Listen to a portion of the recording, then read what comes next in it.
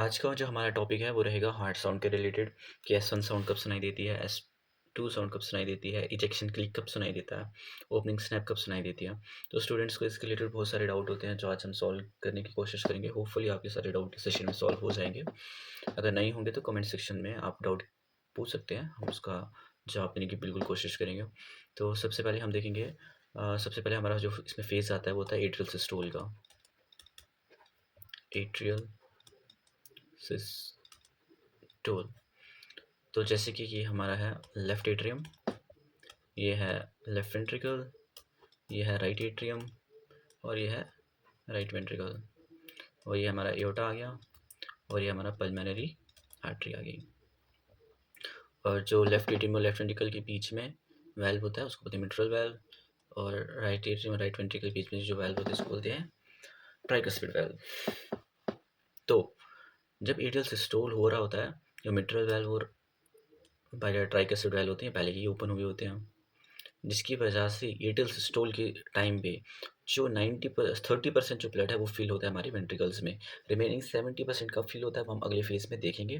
बस आपको याद रहेंगे जब एट्रियल कंट्रैक्ट करता है atrium, right atrium and left atrium, तब जो है 30% ब्लड हमारे वेंट्रिकल्स में फिल होता है।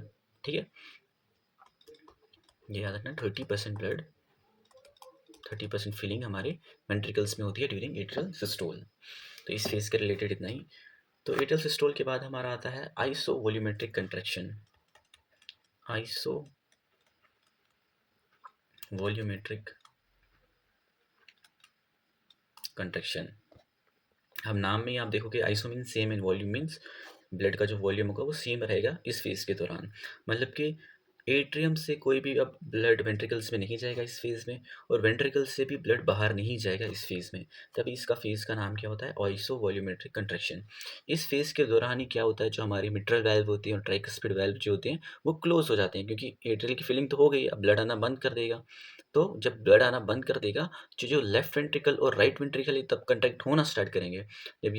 जब यहाँ से प्रेशर लगाएंगे तो ये वेल्व जो है ये क्लोज हो जाएंगे। ठीक है, और इन्हीं क्लोजर, इस ये हमारा मिट्रल वेल्व, ये है ट्राइकस्पिड वेल्व।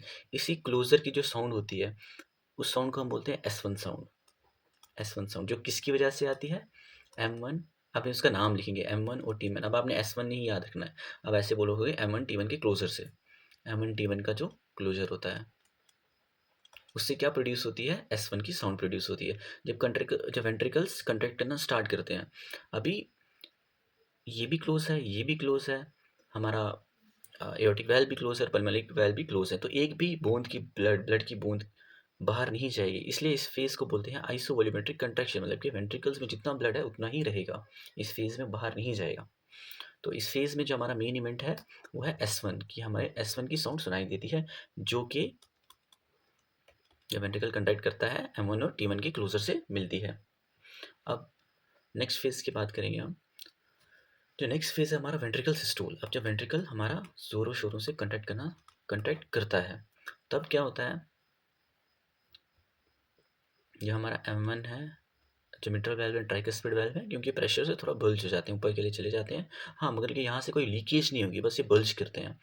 और इसी के साथ जो हमारा एओर्टिक वेल्व है और जो पल्मोनिक वेल्व्स हैं वो ओपन हो जाती हैं, जिसकी वजह से जो ब्लड होता है हमारे लेफ्ट वेंट्रिकल से एओर्टा में चले जाता है और राइट वेंट्रिकल से पल्मोनरी आर्टरीज के तहत हमारे लंग्स में चले जाता है। ठीक है, तो इस फेज, अब जब ये ओपन होते हैं ना, पल्मोनिक वेल्व, एओर्टिक वेल्व, इसके जो ओपन होने की साउंड है ना उसको बोलते हैं इजेक्शन क्लिक। इजेक्शन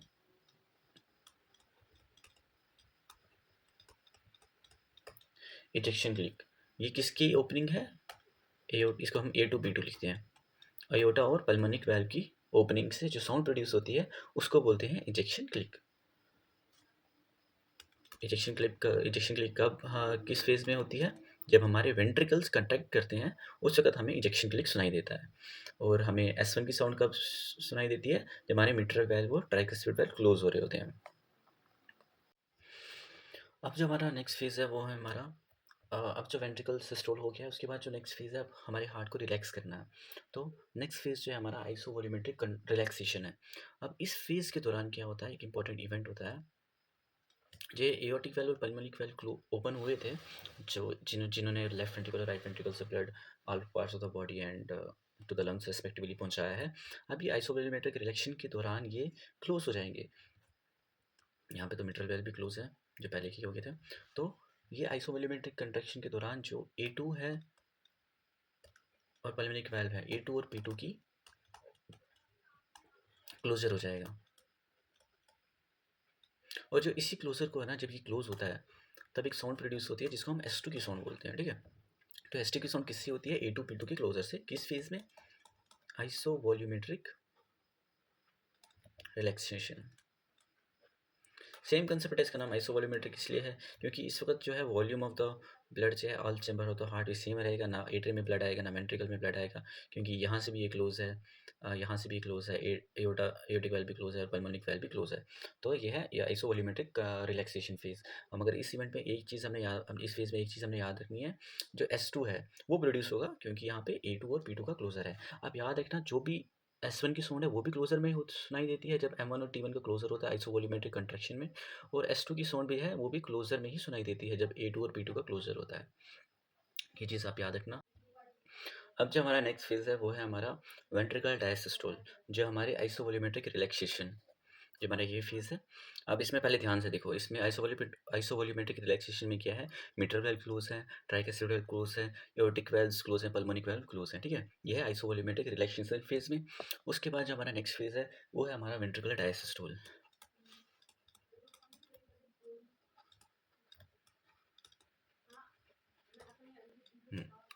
जो वेंट्रिकुलर डायसिस्टोल है, इसमें क्या होता है, जो हमारे वेंट्रिकल्स हैं, लेफ्ट वेंट्रिकल और राइट वेंट्रिकल, ये रिलैक्स होना स्टार्ट हो जाते हैं, जिसकी वजह से क्या होता है, यहाँ पे नेगेटिव प्रेशर भी जनरेट होता है और जो हमारे मिट्रल वेल्व हैं और ट्राइकस्पिड वेल्व ये ओपन हो जाते हैं, ये ओपन हो जाते हैं और जितना भी हमारा ब्लड होता है एट्रियम में वहाँ से हमारे वेंट्रिकल्स में आ जाता है। और इस वक्त इसी दौरान वेंट्रिकल की सबसे ज़्यादा फीलिंग होती है, यह है 70%। 70% फीलिंग होती है, इसको बोलते हैं हम एंड डायसिस्टोलिक वॉल्यूम। ये हमारा 70%। जब हम वेंट्रिकल्स डायलेट कर रहे होते हैं, mitral valve tricuspid valve open हो जाता है और जो हमारे वेंट्रिकल्स हैं वो ब्लड से फिल हो जाते हैं। मैक्सिमम फिलिंग अभी होती है। और जब ये हमारा mitral valve tricuspid valve open हो रहा होता है ना, तो तब एक साउंड निकलती है जिसको हम बोलते हैं ओपनिंग स्नैप। जो हमारी होती है ओपनिंग स्नैप किसी वजह से होती है, mitral valve and tricuspid valve के ओपनिंग की वजह से। ओके, अब देखो यहाँ पे मैंने आपको बोला था कि यहाँ यहाँ पे तो 70% फीलिंग हो रही है ब्लड की, 70% फीलिंग। और ये वॉल्यूम कितना होता है कि 70% ये होता है 130 वॉल्यूम, 130 ml कॉरेस्पॉन्ड करता है। और जब हमारा पहला फेज है, जब मैंने आपको स्टार्ट किया था बताना कि एयरटेल सिस्टोल के दौरान 30% फीलिंग होती है। अब आप आइडिया लगा लो, 30% यहाँ हो रही होती है और सबसे पहले कहाँ होती है? वेंट्रिकुलर डायसिस्टोल में 70%, उसके बाद 30% यहाँ पे फील होता है, उसके बाद ही हमारे वेंट्रिकल्स कंट्रैक्ट करते हैं, ठीक है। और एयरटेल सिस्टोल के दौरान पहले ही देखो यहाँ पे mitral valve aortic mitral valve और ट्राइकस्पिड वेल्व ओपन है, और ये ओपन कब होते हैं? हमारे वेंट्रिकुलर डायसिस्टोल के फेज में, जो हमने आपको यहाँ पे दिखाया। तो ये था हमारा मोटा मोटा हमारा ये हार्ट साउंड के बारे में। अब हम आपको फिर से बताएंगे कौन कौन सी साउंड प्रोड्यूस होती हैं, ताकि आपको एक लाइन वाइज याद है, क्योंकि इनको सीरीज़ में याद रखना ही हमारे लिए बहुत ही इंपॉर्टेंट है। तो हम लिखते जाएंगे यहाँ पे, जो भी हम रिवीजन करेंगे यहाँ पे लिखते जाएंगे। पहले कौन सी देखो, एयरटेल सिस्टोल में कोई साउंड प्रोड्यूस हो रही है नहीं, यहाँ पे सिर्फ 30% ऑफ ब्लड हमारे वेंट्रिकल्स में फिल हो रहा होता है। जो हमारा सेकंड फेज होता है आइसोवॉल्यूमेट्रिक कंट्रैक्शन में, इसमें क्या होता है, ब्लड फिल हो जाता है हमारा जितना फ्लूइड फिल होना होता है हमारे वेंट्रिकल्स में। उसके बाद वेंट्रिकल्स स्टार्ट टू कंट्रैक्ट, अभी स्टार्ट ही हो रहे होते हैं कंट्रैक्ट करना। यहाँ पे जो प्रेशर बिल्डअप होता है, इसकी वजह से ये ट्राइकस्पिड वेल्व और मिट्रल वेल्व क्लोज हो जाते हैं, और इसी क्लोजर्स की वजह से कौन सी साउंड प्रोड्यूस होती है? S1 की साउंड। तो सबसे पहले कौन सी प्रोड्यूस हो रही है? S1 की, हम लिख लेते हैं S1। कौन सी प्रोड्यूस हो रही है? S1 की साउंड प्रोड्यूस हो रही है, और ये किससे हो रही है? M1 और T1 के क्लोजर से हो रही है, ये मैंने आपको पहले ही बोल दिया। अब नेक्स्ट है हमारा वेंट्रिकल सिस्टोल। वेंट्रिकल सिस्टोल में क्या होता है, अब जब हमारे वेंट्रिकल्स फुली कंट्रैक्ट करते हैं तब क्या होता है, यहाँ पे बहुत ज़्यादा प्रेशर बिल्डअप होता है, जिसकी वजह से जो मिट्रल वेल्व है और ट्राइकस्पिड वेल्व है, यहाँ पे भी बहुत ही प्रेशर होता है, जिसकी वजह से ये बल्ज होते हैं अपवर्ड की वजह, एट्रियम की साइड के लिए बल्ज होते हैं, और ये कभी लीक नहीं करते हैं अनलेस और अनटिल इनमें कोई पैथोलॉजी है। तो इस ज़्यादा प्रेशर की वजह से जो एयोर्टिक वाल्व और पल्मोनिक वाल्व है ये ओपन हो जाते हैं और हमें एक और हार्ट की साउंड सुनाई देती है जिसको बोलते हैं इंजेक्शन क्लिक। हमें एक साउंड सुनाई देती है जिसको बोलते हैं इंजेक्शन क्लिक। ये किसकी वजह से होती है? एयोर्टिक वाल्व और पल्मोनिक वाल्व की ओपनिंग की वजह से। और इस दौरान 80 ml ब्लड हमारे हार्ट से बाहर जाता है जो एक फिक्स वॉल्यूम है जिसको हम बोलते हैं स्ट्रोक वॉल्यूम।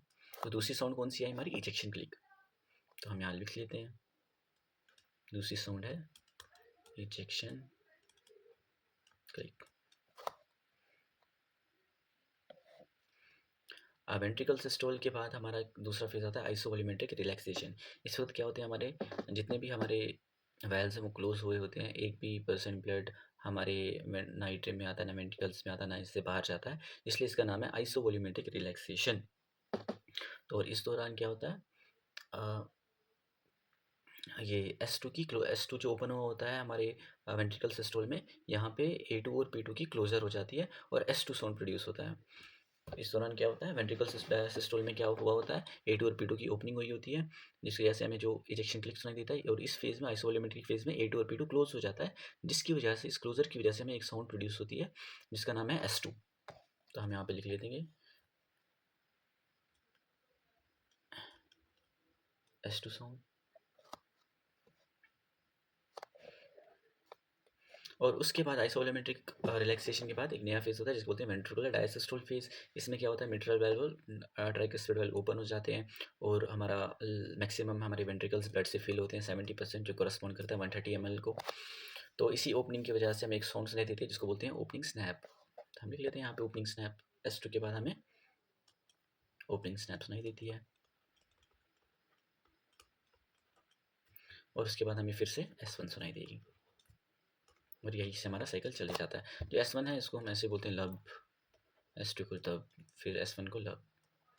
अब एक दो और हमारी हार्ट साउंड है जो हमें सुनाई देती हैं, S3 एंड S4। इसके बारे में हम नेक्स्ट वीडियो में डिस्कस करेंगे। फिलहाल के लिए हमने हार्ट साउंड्स के बारे में पढ़ लिया। जो हमारा S1 है ये कब प्रोड्यूस होता है, उसके बाद इजेक्शन क्लिक होता है, इजेक्शन क्लिक के बाद S2 होता है, सॉरी S2 होता है, उसके बाद ओपनिंग स्नैप आता है, उसके बाद फिर से S1 स्टार्ट हो जाता है। अब हमारी दो और हार्ट साउंड होती हैं S3 एंड S4। जो S3 और S4 साउंड है ना, वो हमें, जो स्टेथोस्कोप होता है ना उसका एक ये वाला पार्ट होता है डायफ्राम, उसका जो पीछे होता है उसको बोलते हैं बेल।